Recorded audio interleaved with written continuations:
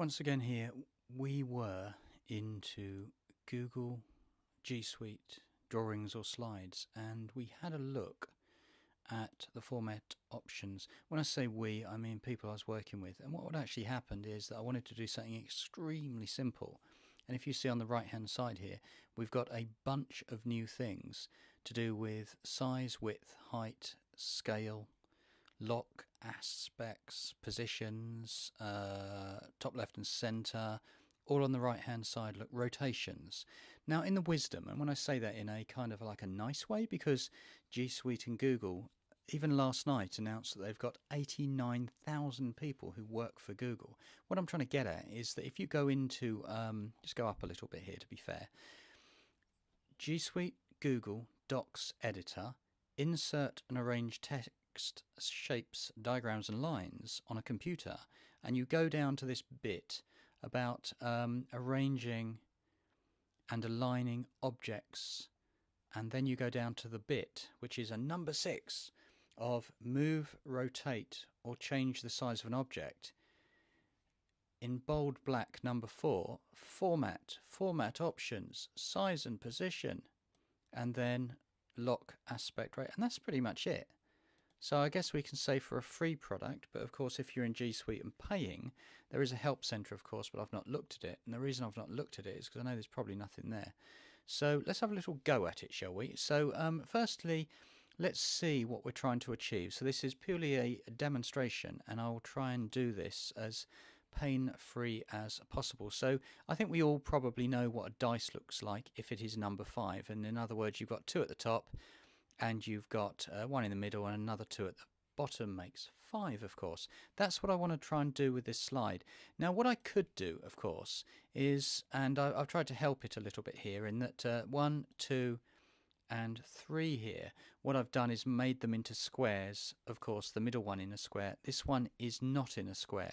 So what I want to try and get to is to say, if you wish to come in, and that's clearly of course too big, I could actually do the dragging and the dropping. So in other words, I could try and put this up to the corner. Let's actually go and view this at a bigger level that you can see it. So I could actually drag this down until it fits exactly. Now I could do that.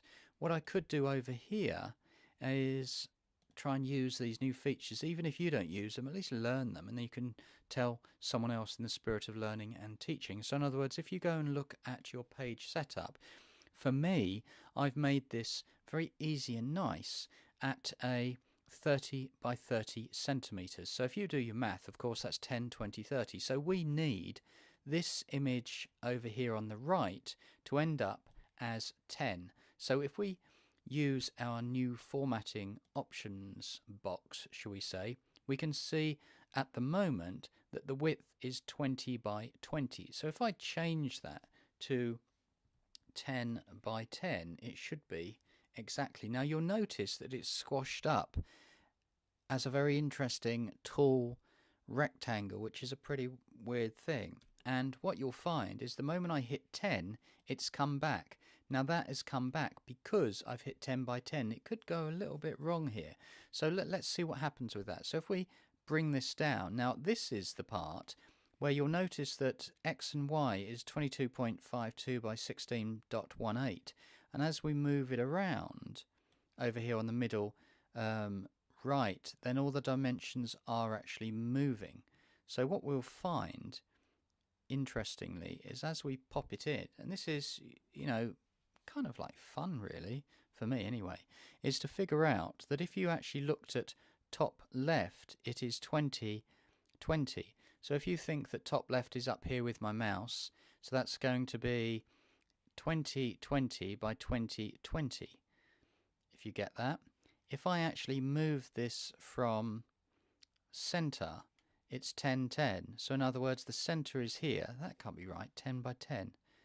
That don't make any sense. I'm trying to not confuse myself too much. So if I actually said, for an example, and I'm just brainstorming, but trying to get an idea of how this thing actually works. So let's say if I said, I've got my image bottom right, but I wanted to put it up top left up here, then in theory, from a top left XY, wouldn't that be 0, and 0. Yes, it is. Can you see the way that we can actually start dragging around, but we can also start figuring out how we can do it literally centimetre by centimetre. So, long story short, I'm getting actually not fed up with it, but obviously I'm actually teaching as we go along, and that is if I zoom out to finish our product up, shall we say, I could quite honestly just mess around here, and when I say mess around I mean I do it at the easy way, which is drag and drop, but when the shapes get a lot more complicated then it is an issue. Now this is the one that I really wanted to come to, because clearly this is a rectangle and we cannot get it to be into that square. So how does this happen? Now this is the interesting part as we come to it, because what actually happens is if you wish to click on it, let me just see if I can get it back to a bigger version. Yeah, I can pretty much. Here it is, look. Now if I hit the crop area, I can actually hit shapes, of course. I can hit crop and you'll notice that the crop lines come around the box. Very interesting. However, if I hit format options, then what I actually get is the areas of the cropping coming out. In other words, in the size and position. So let's just do that in a slightly opposite way. Firstly, I'm going to just hit escape on that one, and what I'm going to do is I want to put it in the middle,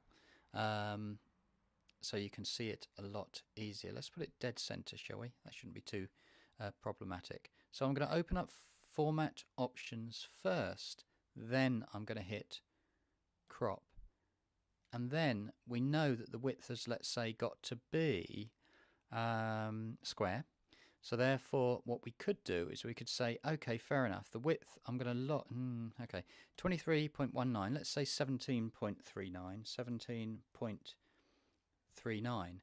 There is our square. Can you see that the way we're actually, rather than actually dragging the crop lines in and out, what we're doing, we could do that, look, I could actually start dragging around, and as I start dragging around the numbers change. So in theory we know that it's got to be 10 by 10. So if I went down 10 by 10, then you'll notice that we've got our square, but of course the image is too big. So what I can actually do is I can actually drag the image in, I believe. Yes, I can, and then I can start positioning it. So I think what I'm getting to really, and why I'm spending a few sort of minutes on this, and that is to say that Google have put in quite a lot of options here to make life easier. I've actually messed up there, haven't I? I don't know if you're watching, but what happens is that if I bring that in a little bit, you'll notice now that I've actually done it wrong.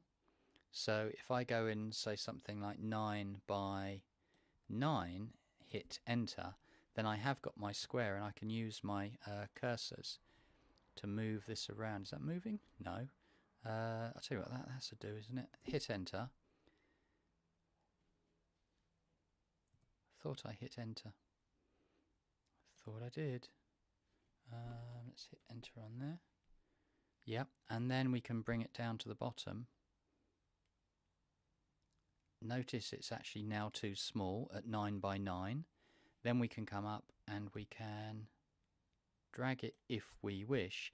Notice it's gone 10 by 10. So what I'm trying to get to is, does the drag and drop correspond to the size and position on the right hand side? Similarly, if I got this thing here in the middle and I wanted to move the angle by, say, 45 degrees, if I type in 45 in the box, it does actually automatically move. That's really handy, because grabbing hold of this tiny little dot thing is a bit annoying sometimes, really cumbersome.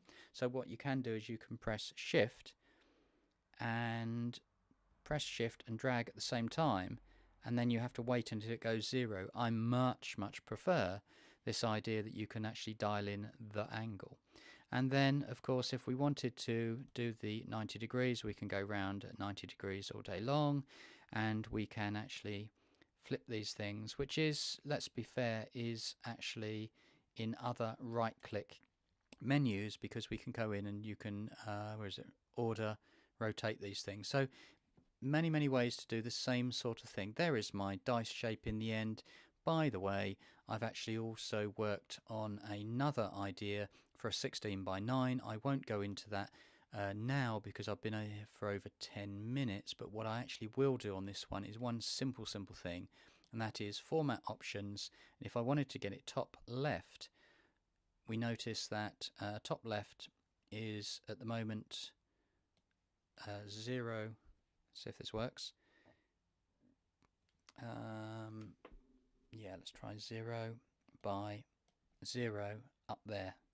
If I wanted to go to center this thing, I know that to be 0 by 0 and its middle. So I would say that there are some incredible options here if you want to sit around and look at the size and position of things. Quite detailed and very good. We know we've already got recoloring, we know we've already got adjustments. Old drop shadows, of course, they came, I don't know, 6 months ago or something. And we've got the old reflection, which came at the same time. So Google G Suite Slides and Drawings is moving along quite nicely.